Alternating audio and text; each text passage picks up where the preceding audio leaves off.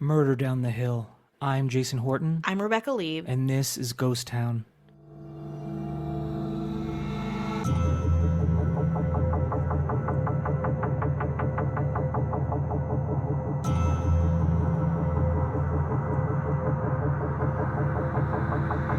A potential new lead in the unsolved murders of 13-year-old Abby Williams and 14-year-old Libby German, those two 8th-grade girls last seen Snapchatting on a hiking trail in Delphi, Indiana in 2017. But despite this video and audio of the suspect taken from Libby's cell phone, Just 4 years ago, 2 teenage girls were murdered in Delphi, Indiana. The case is horrifying, but the evidence collected by one of the very brave young victims makes it really intriguing, frustrating, and also perhaps solvable. Today, I'm going to be talking about the murder of Abby Williams and Libby German, also known as the Delphi murders. 13-year-old Abigail J. Abby Williams and 14-year-old Liberty Rose Lynn Libby German were best friends and pretty typical, good kid type teenagers. They both loved sports, their friends, their family. Libby was part of the swim team and was intent on helping people. She wanted to go to college, get married, and study to be a physician. Abby, on the other hand, wasn't sure what she wanted and preferred exploring and wandering around Delphi. Again, just being like a normal young teenager, late middle schooler. It was 1:35 p.m. on Monday, February 13th, 2017, that Libby and Abby were dropped off by Libby's older sister, Kelsey, on Country Road 300 North. The girls didn't have school that day, and it was a really nice afternoon. Again, in Indiana, that doesn't happen very often, so they decided to take a hike on the city's historic Deer Creek trails east of Delphi. At 2:07 p.m., Libby posted a photo of Abby walking on the Minone High Bridge over Deer Creek. This was the last anyone would hear from either of them. And the photo itself, too, you can find it online. It's really sweet, and it's so innocent. It's like 2 girls exploring the woods, which is something I did as a child, and I'm sure a lot of people did, too. Around noon, about half a mile from the High Bridge where Libby had photographed Abby the afternoon before, they were reported missing at 5:30 p.m. that day after they didn't show up to meet Libby's grandfather, Mike, at 3:15 p.m. as planned. The families initially just went to the trails and searched, then they called the police. The search for the missing girls formally started then with local authorities. That night, the search was called off because of darkness, but it resumed at daybreak on February 14th, 2017, with hundreds of community volunteers, including Libby and Abby's classmates and friends, joining police and firefighters in the search. Around noon, about half a mile from the High Bridge where Libby had photographed Abby the afternoon before, one of the searchers found Libby and Abby's bodies, found according to law enforcement officers where they were killed. Of course, the community, especially the middle school students, were incredibly upset, really broken. This was, and I want to state this, Delphi was a small town. This didn't happen there. People knew each other very, well, and everyone trusted each other. It was one of those towns. The middle school hired grief counselors, security. The Delphi church held a vigil that night. And I may have said Delphi earlier. I believe it's Delphi. I'm going to go with that. 9 days after the discovery of the murdered girls, police revealed a still of the video and also audio that Libby, again, really heroically captured on her mobile phone, which was found on her body. Police believed Libby recognized that they were in danger when a man approached them and turned on her phone's video camera. The angle of the video indicates that she had her phone down low, possibly next to a pocket in her clothing. While the police have not exactly said what happened next, it is believed Libby then concealed the phone in her pocket with the video camera still on. The man depicted in the video is a Caucasian male, his hands in his pockets, walking on the rail bridge, head down toward the girls. He seems like an older guy, kind of a guy that you think would walk through the woods, maybe a loner. Again, it's hard to really say from the still that was initially released. He looked threatening, especially to 2, young teenage girls. A few days later, the person in the photograph was named the prime suspect in the double homicide and nicknamed Bridge Guy, or BG for short, and especially to the vibrant Reddit community who is actively discussing this case.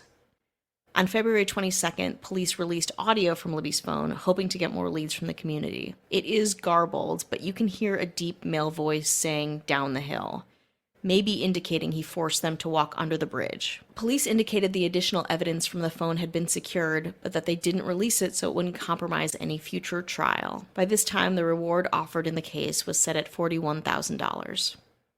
The day after, 2,000 more tips came into the Indiana State Police based on the audio alone. The FBI got involved at this point because so many tips kept coming in they couldn't manage to do it alone. On Thursday, March 9th, Sergeant John Perrine from the Indiana State Police said based on donations and fundraisers, the reward had surpassed $224,000, and the police received more than 11,000 tips. On Friday, March 17th, Indiana State Police, the FBI, and the Carroll County Sheriff's deputies served a search warrant to the home and property of Ron Logan, who owned the area where the bodies of Abby and Libby were found in February. Unfortunately, they did not find anything, any information, and the search continued. On Monday, July 17th, the police released a composite sketch. 2 months later, a man named Daniel Nations is arrested in Colorado for having an expired Indiana license plate, and police say he could be the person in the sketch. He could be linked to the Delphi murders. People get excited about this, in a way where we can give some closure to this case. Police later confirmed that he was living in Indiana and homeless at the time of the murders. So he goes back to Indiana on February 4th, 2018, because Nations failed to register as a sex offender. But in early February 2018, authorities said that Nations was no longer considered an active person of interest in the Delphi murders. The composite sketch, again, more tips came in at that point too. I guess they kind of look alike, but this composite sketch, kind of like the still, could be many white guys out in Indiana. It's hard. It doesn't really give you a ton to work with. And again, hence all of the tips. On Monday, April 19th, 2019, Indiana State Police announced a new direction in the case and also new materials. The first new material is a short video recording of the blue-jeaned and jacketed suspect walking along the rail bridge for a little over a second. The police note that because of the deteriorated condition of the bridge, the suspect might not be walking naturally due to the space between the ties. Of course, there's postulation, too, that the person could walk fine on a bridge, and he may have had a handicap or walked with a non-normal gait. Just trying to give maybe more leads as to who Bridge Guy is, or giving him some more distinction than we could. So what else do we get? A new composite sketch is released. The sketch looks very different from the first composite sketch in a lot of ways. If you compare them, the sketch looks a lot younger than the first one. The police now believe that the suspect is between the ages of 18 and 40 and may look, again, younger than his true age. He also doesn't have a goatee like the first sketch. And at the same time, police reveal more audio from Libby's phone. Police think that the killer lives or works in the Delphi area or visits the area frequently, and maybe even had been interviewed during the investigation. He is for sure familiar with the area and might be hiding in plain sight. A lot of people think this because the bridge was really remote. When you lead someone through the woods, you're usually familiar with the area in as much as, committing a murder there. In more of the audio clip, you can hear a man saying, what may have been part of his initial approach to the girls, you can hear the word guys before the familiar down the hill phrase. So we don't get a ton from the audio, just guys. But again, guys is something. Guys would mean maybe you're familiar with someone. Guys is a colloquialism from the Midwest in a lot of ways. People think that because of that, it might be a teacher. But again, would a teacher address their students as guys? I don't know. It just feels familiar. So who did this? It may have been Daniel Nations. Again, we talked about that, but he was no longer a suspect at this point. Another person of interest was Thomas Bruce, who formerly worked as a pastor and was charged with fatally shooting one woman and sexually assaulting two others, after having ordered them at gunpoint into the back room of a suburban St. Louis shop for religious supplies. There were some similarities between that case and the Delphi murders.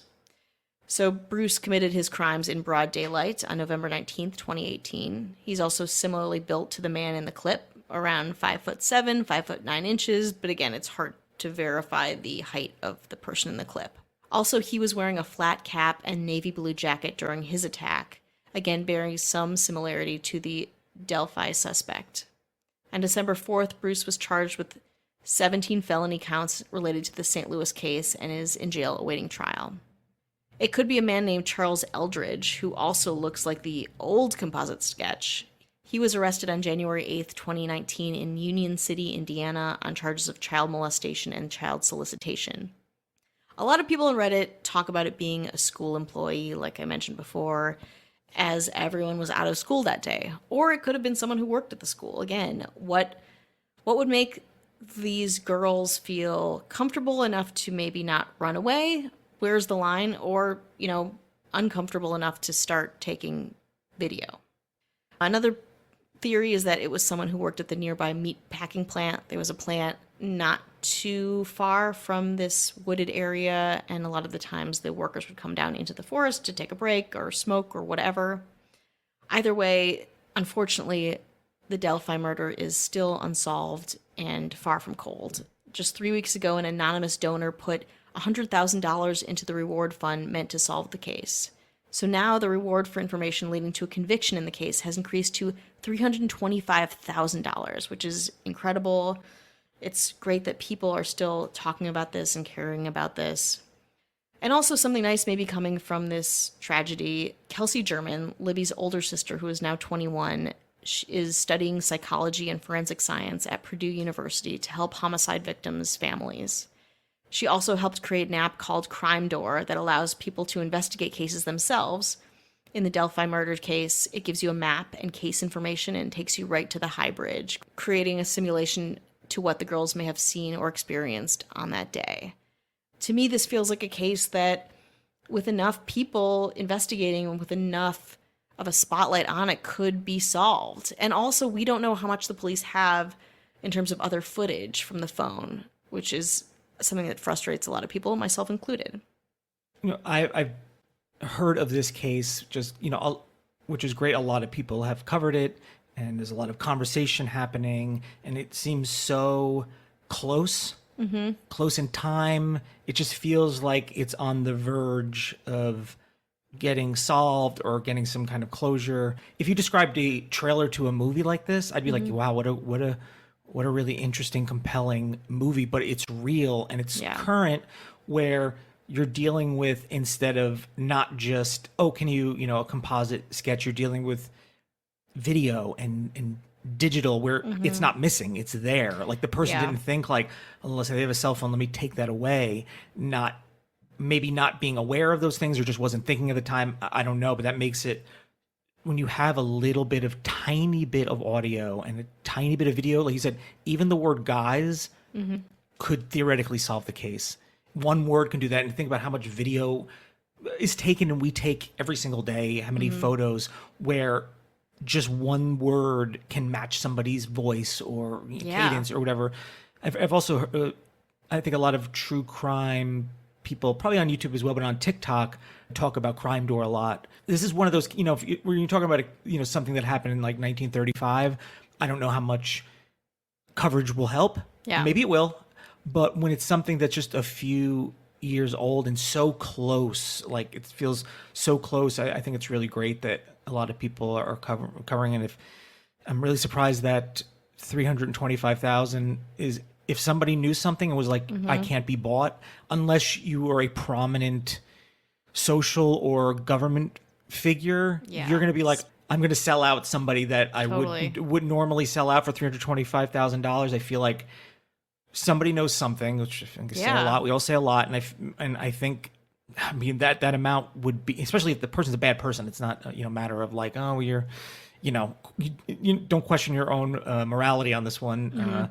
They must really, maybe people just don't know. But I feel like as people keep talking about it, and there's the reward's big enough, there's probably at least one person alive that knows something, and that's a very, very interesting place to be with a case like this. I was reading an interview with the sheriff about this case, and they asked him what the single most difficult part of solving this case, or why it hasn't been solved yet. And he was like, because this guy didn't talk to anyone.